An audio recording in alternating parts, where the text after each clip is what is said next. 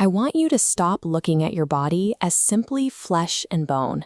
You're operating a deeply complex, highly sensitive piece of hardware, and right now, that hardware is wide open to daily exploits. The easiest way to crash your system happens almost every morning.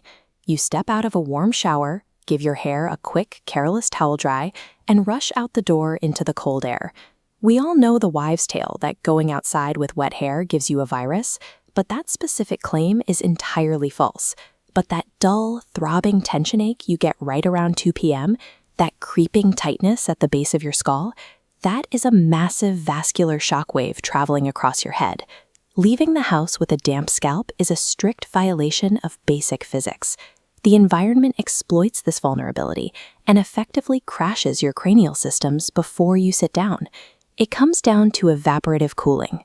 Your brain is the most energy-demanding organ in your body, and your hair is biologically engineered to serve as an intricate thermal insulator to keep it at a stable operating temperature. Exposing wet hair to a cold breeze reverses that function. Evaporating water rapidly pulls heat away, strapping an air conditioner to your skull. Lacking protective fat, your body triggers an emergency defense. Cranial blood vessels aggressively constrict and clamp down. Thousands of years before we had modern MRIs, Ayurvedic practitioners identified this exact mechanism.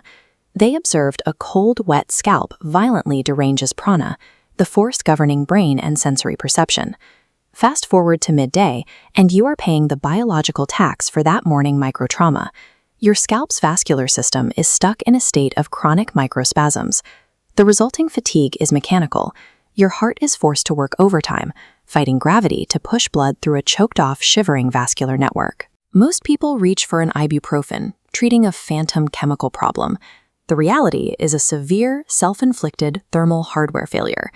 High performers actually use a specific thermal defense protocol to patch this vulnerability and protect the integrity of their cranial vessels. It requires 3 mechanical fixes. First, and most importantly, the absolute dry rule. Never cross your threshold with a damp scalp. Second, Shirohanga, weekly warm oil massages to force vessel dilation. And third, physically shielding the delicate nervous system at the base of the neck with a scarf if you have to rush. A simple morning breeze can cause a system-wide biological crash because our hardware is remarkably sensitive to its environment. This inherent vulnerability is the exact point of entry for a calculated type of exploit. With global physical resources already heavily consolidated, ultra-high net worth corporate entities have identified a final untapped frontier: the human body itself. They are mapping our biological hardware as the next great exploitable asset. We are leaving the era of accidental environmental exploits. The financial sector is preparing for an era of deliberate, highly engineered biological extraction. Welcome to somatic economics. This is the active, closed-door financialization of human biology by decentralized platforms. The public-facing marketing pitches biological APIs as serene wellness retreats, but whistleblowers are actively leaking redacted project documents that paint a frantic, terrifying picture of what is actually being built.